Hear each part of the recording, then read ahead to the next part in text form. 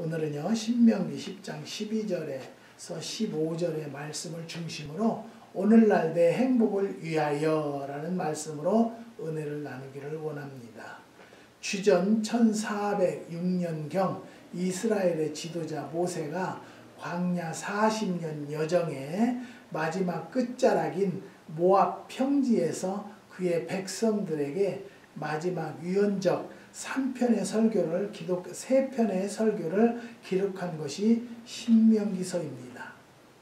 본문 12절에서 모세는 이스라엘아 내 하나님 여호와께서 내게 요구하시는 것이 무엇이냐고 물으시며 13절에는 내가 오늘날 내 행복을 위하여 라고 말씀하시므로 결국 가나안 정착 후 이스라엘의 행복한 삶을 위한 하나님의 요구하심이 무엇인가를 밝혀주고 있는 것입니다. 그러면 오늘날 내 행복을 위하여 하나님의 요구하심은 첫 번째는요, 여호와에 대한 경외심입니다. 우리는요, 이 경외한다는 것, 믿고 따른다는 것 쉽지 않아요. 국민들은 대통령을 경외하고 따라가야 되고요. 또 직장에서는요, 상관을 경외하는 마음이 있어야만이 그 직장에 유지할 수 있는 것이고요. 더 나아가서 가정에서도 서로 부부간에 경외심이 있어야 돼요. 믿음이 있어야 되고요. 또 존경하는 마음이 있어야 돼요. 부부간에 이런 경외심이 없으면 무슨 문제가 생기냐면요. 의처증이 생기고요. 의부증이 생기는 거예요.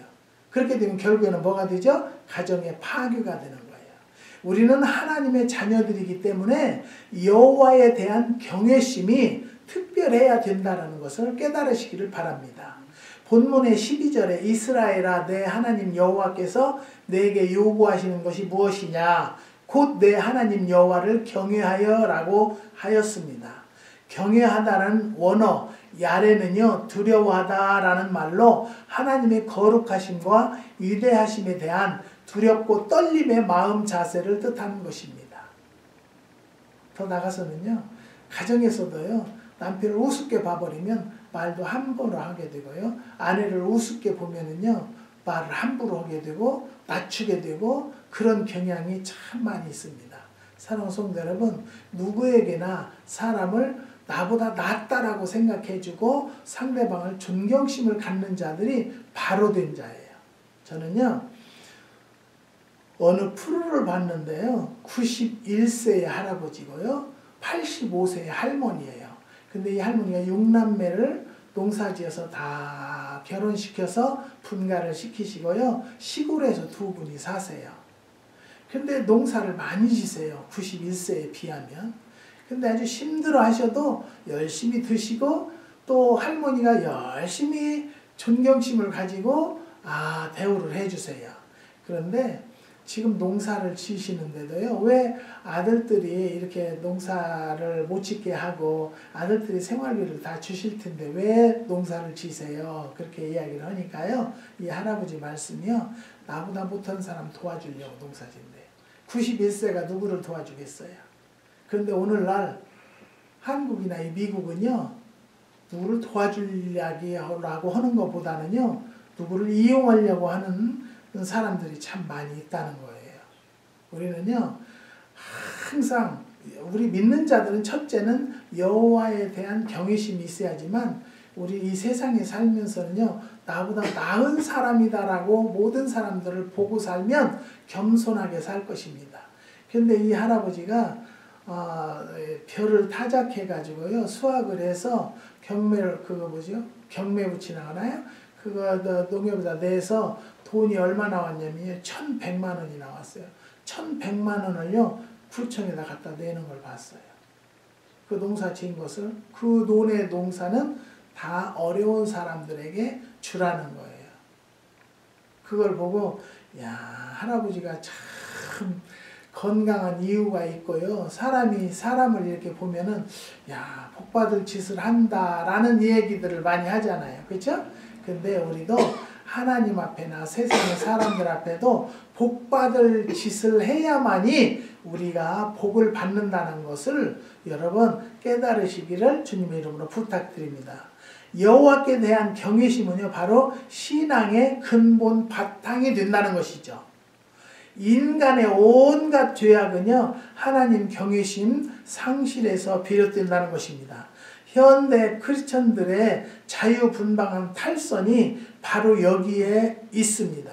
죄에 대한 각성이나 고민이 없고 다분히 허용적이기에 영적 전투에 있어서는요, 비무장지대라는 것이죠. 마치 살았다 하는 이름은 가졌으나 죽은 자 같은 사대 교회의 모습처럼 요한계시록 3장 1절에 말씀하고 있습니다. 여호와를 경외함, 이것이 신앙의 축인 하나님 중심의 삶입니다. 오늘날 내 행복을 위하여 하나님의 요구하심의 두 번째는요, 여호와의 말씀에 순종해야 돼요. 그 모든 도에 행하고라고 하였고요, 이는 곧 주의 모든 계명을 지켜 순종하라는 말씀입니다.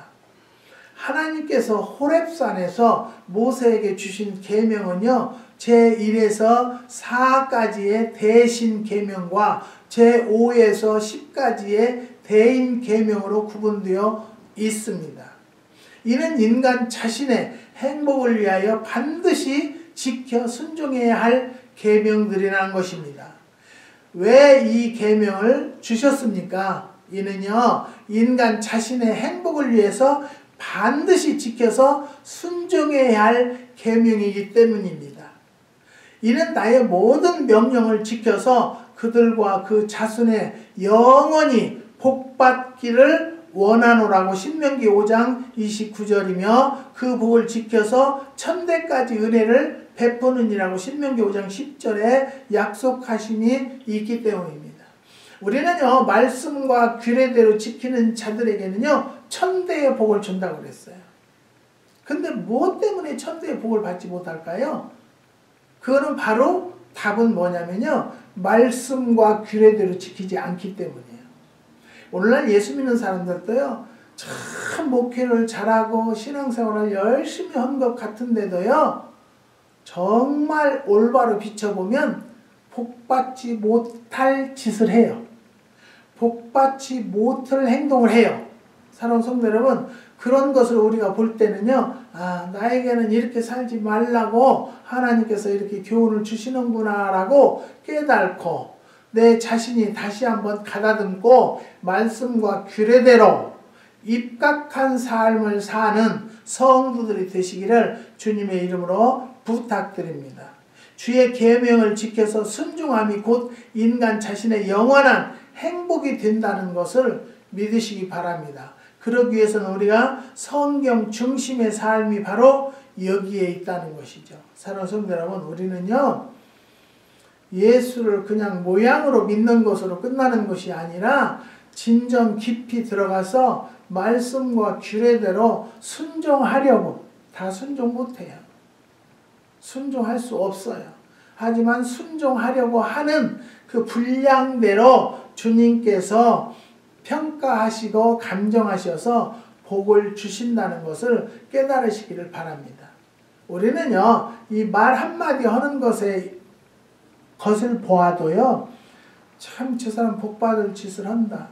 저 사람 참 복받게 생겼다. 하는 것이, 하는 짓이. 그런 것을 느껴지어야 돼요. 그러니까 우리들이 내가 정말 말 한마디를 한다 할지라도 세상의 사람들에게 한다고 생각하지 않고요, 죽게 하는 마음으로 하면 내가 다 아름답게 고치려고 하고요. 뭐 아이고 고쳐지나, 그렇게 살았는데 못 고치지. 아니에요. 고칠 수 있어요. 내가 깨닫고 돌아다보고 고치려고 노력할 때 고쳐진다는 것을 여러분 깨달으시기를 주님의 이름으로 부탁드립니다. 그래서 우리는 여호와의 말씀에 순종하는 자들이 복을 받는다는 거예요. 말씀대로 순종한다는 거 아까도 얘기했지만 쉽지는 않아요. 그렇지만 노력이라도 해봐야지 않겠어요? 노력이라도. 내가 말은 이렇게 했었는데 이제는 좀 톤을 낮추고 어떻게 해요? 박자를 늦춰서 하게 되면요 고쳐지게 돼 있어요. 사람이 성격은 못 바뀌어도 성품은 바뀐다 그런 얘기가 있어요. 근데 성격도 내가 노력하면 바뀌어져요. 기도하고 말씀에 입각하고 말씀을 묵상하는 자들은요 당연히 바뀌어진다는 것을 깨달으시고 오늘도 이 말씀에 여러분들이 중심이 되어서 말씀대로 입각해서 사는 성도들이 되시기를 주님의 이름으로 부탁드립니다. 그 다음에 세 번째는요 여호와에 대한 뜨거운 사랑이 있어야만이 복을 받는 것입니다. 그를 사랑하며 라고 하였습니다. 가장 먼저 사랑해야 할 대상이 하나님이시라는 말씀입니다.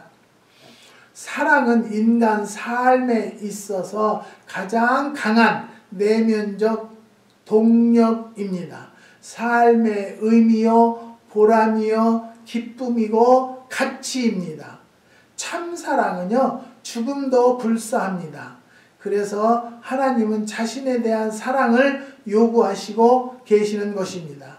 이유는 하나님 자신이 사랑, 곧 아가페이기 때문입니다.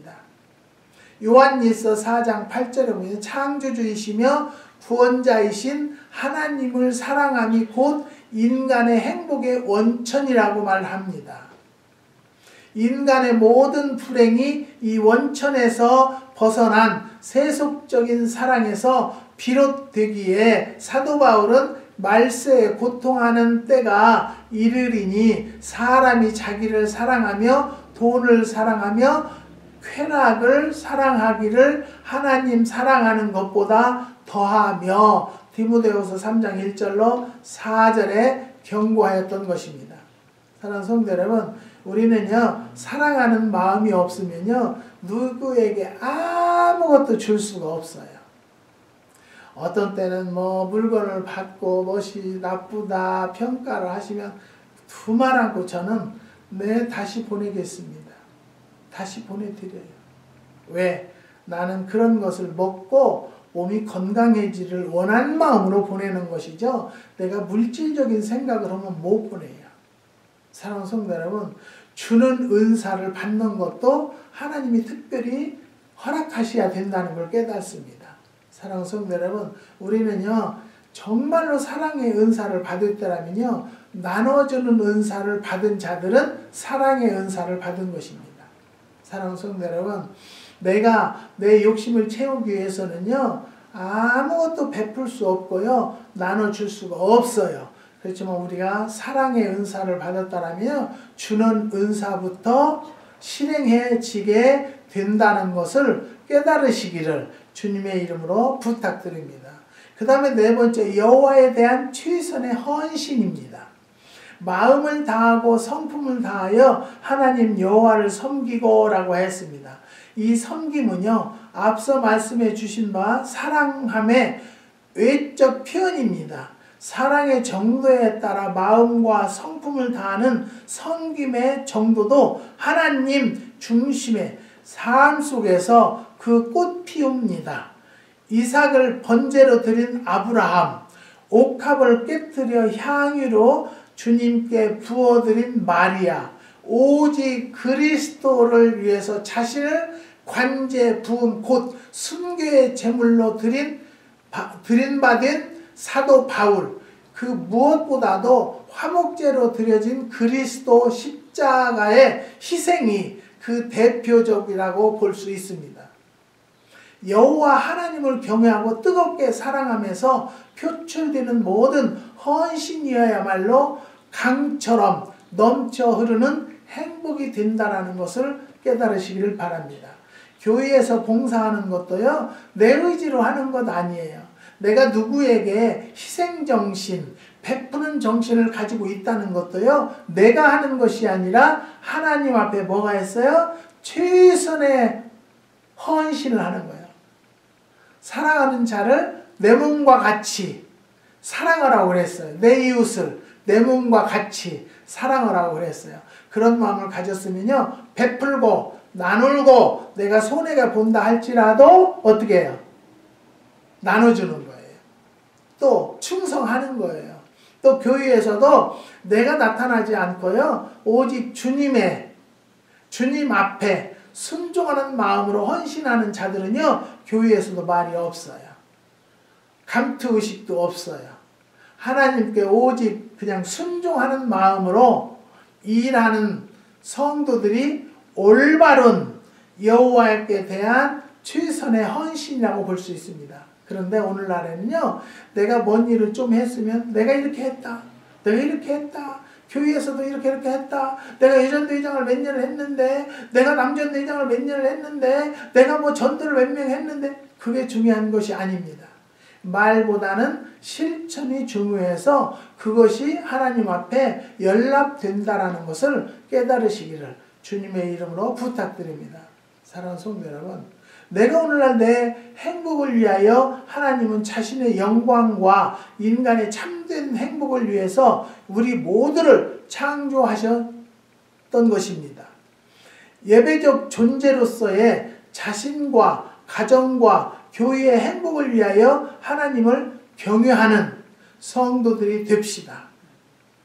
오직 주의 말씀에 순종하며 그를 뜨겁게 사랑함으로 최선을 다해 헌신하는 심령들이 됩시다. 이것이 오늘날인 지금 우리 모두의 행복을 위한 하나님의 간절하신 요구라는 것을 깨달으시고 명령대로 순종하는 심령들이 됩시다. 이는 곧 하나님 사랑, 곧 아가서의 요구이기 때문입니다. 우리의 행복을 위한 그의 요구하심에 부응하는 삶을 살아드림으로 자신과 가정, 교회와 사업, 우리 모두가 행복해질 것입니다. 그렇게 되시기를 주님의 이름으로 부탁드리고 축원드립니다. 기도하시겠습니다. 하나님 감사